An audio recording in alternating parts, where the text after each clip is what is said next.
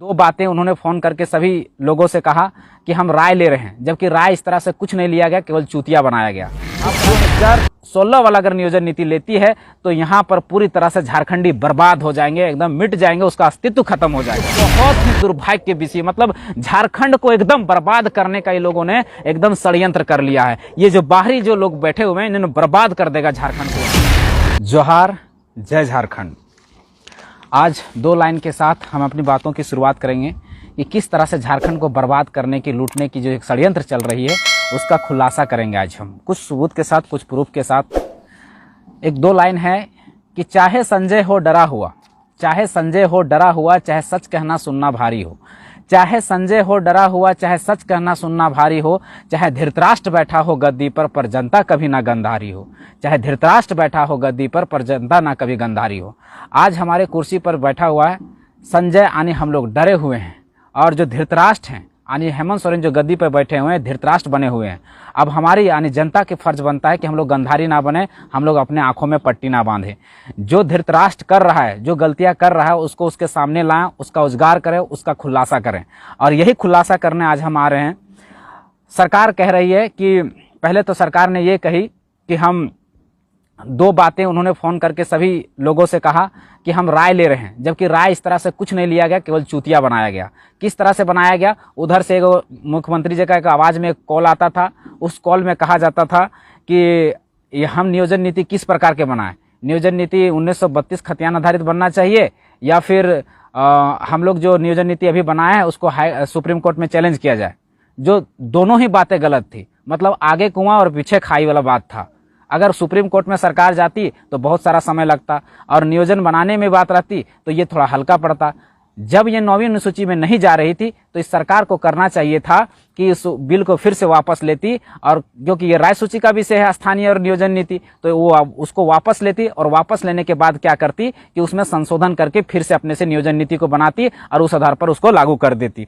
लेकिन ये सरकार ने क्या किया कि इसने घोषणा कर दिया कि हम 2016 के मतलब पहले का जो नियोजन नीति है, 2016 की नियोजन नीति है, उसके आधार पर हम नौकरी लेंगे, वैकेंसी लेंगे। अब 2016 वाला अगर नियोजन नीति लेती है तो यहाँ पर पूरी तरह से झारखंडी बर्बाद हो जाएंगे, एकदम मिट जाएंगे, उसका अस्तित्व खत्म हो जाएगा। वो कैसे खत्म हो जाएगा हम आगे बताएंगे। देखिए, ये आज का अखबार है, उस अखबार में आज का आता है कि 27 तारीख को नियोजन नीति रिलीज करने वाले। उसमें कहता है कि 60% ST SC OBC EWS के लिए आरक्षित होंगे और 40 पद पर ओपन रखे जा सकते हैं। 40% सीट जो है झारखंड के लिए ओपन रखे जा सकते हैं। मतलब अगर 100 सीटों में वैकेंसी निकलती है तो 40 सीटें जो है वो बाहर के लोगों के लिए रख दी जाएगी। कितना घटिया, कितना गिरा हुआ नियम है, आप ही सोच सकते हैं। जितने भी आज भारत में स्टेट हैं, सभी स्टेट ने अपने लिए 90 से 95%, और कुछ स्टेट जो हैं वो अपने लिए स्पेशल प्रोविजन के तहत 371D के तहत आंध्र प्रदेश और तेलंगाना जैसे राज्य, कर्नाटक जैसे राज्य, उन्होंने क्या किया है कि अपने लिए 100% सीटों को रिजर्व कर लिया है। लेकिन ये सरकार जो है ये पूरा बाहरियों को मौका देना चाहती है, यानी 40% उसको ओपन कर दे। अब यहाँ लिख रही है, 2 कॉलम कर रही है सरकार कि मैट्रिक इंटर जो पास है यहाँ से उसकी अनिवार्यता खत्म होगी। चलिए, ये कुछ हद तक ठीक है। अब आगे के क्या कहता है दूसरा कॉलम में कि अभ्यर्थी को स्थानीय रीति रिवाज, भाषा एवं परिवेश का ज्ञान होने की अनिवार्यता हटेगी। यानी इसका मतलब समझ रहे हैं, इसका मतलब ये होगा कि आपकी जो क्षेत्रीय भाषा का महत्व है, जैसे खोरठा, कुड़माली, नागपुरी, पंचपरगनिया का एक मेरिट पेपर होता था, इन पेपरों को अब मान्यता हटा दी जाएगी। यानी इसके साथ में हिंदी, इंग्लिश, उर्दू, भोजपुरी, मगही, उड़िया जैसे भाषाएं जो है इसमें शामिल कर दी जाएगी, नियोजन नीति में शामिल कर दी जाएगी। जो बहुत ही दुर्भाग्य के विषय, मतलब झारखंड को एकदम बर्बाद करने का ये लोगों ने एकदम षड्यंत्र कर लिया है। ये जो बाहरी जो लोग बैठे हुए हैं, इन्होंने बर्बाद कर देगा झारखंड को इससे।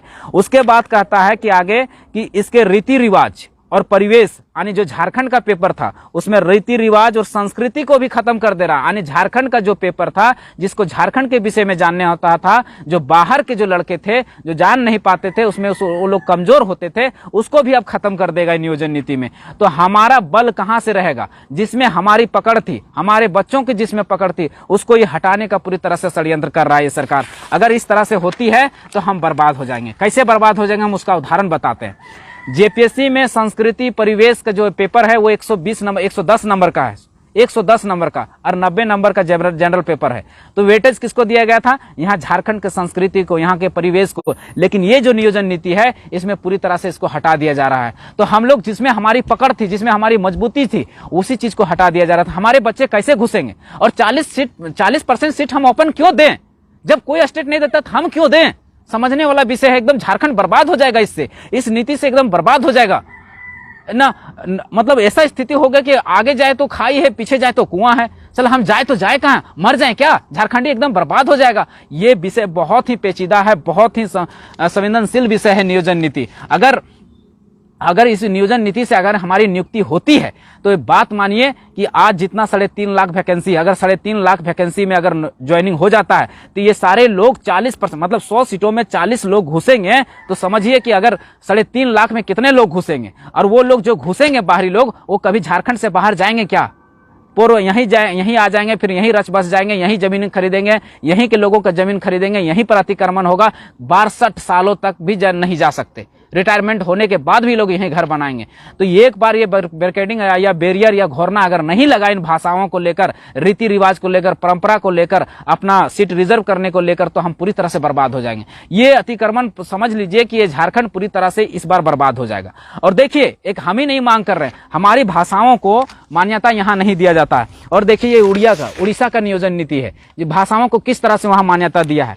वहां मान्यता दिया है, बोलता है नियोजन नीति में कि he she must be able to read, write and speak Odia language. मतलब वहां आपको पढ़ना, लिखना और बोलना आना ही चाहिए, तभी आप वहां नौकरी कर सकते हैं। एक कॉलम। दूसरा कॉलम जोड़ता है कि आपको जो है passed middle school examination with Odia as a language subject, आपको एक ओडिया भाषा में आपको वहां पास करना पड़ेगा, तभी आप वहां नौकरी ले सकते हैं। उसके अलावा एक और कॉलम जोड़ता है वहां की सरकार, कहता है कि passed HSC equivalent exam with Odia as a medium of examination is non language subject. उसके बाद एक कॉलम और जोड़ता है, बोलता है कि passed in Odia as a language subject in the final examination of class 7th। मतलब आपको कि ओडिया जो लैंग्वेज है वो आपको 7th क्लास में ही पास करना पड़ेगा, तब ही आप नौकरी ले सकते हैं। देखिए कितना अच्छा नीति वो लोग ने बनाया है। वो लोग ने नियोजन नीति बनाया ऐसा कि हम 90% अपने लिए रिजर्व कर रहे हैं, 10% बाहर के लोगों के लिए छोड़ रहे हैं। लेकिन 10% में भी कह रहा है कि उसमें आपको अगर फॉर्म भरते हैं वहां, तो पहले आपको ओडिया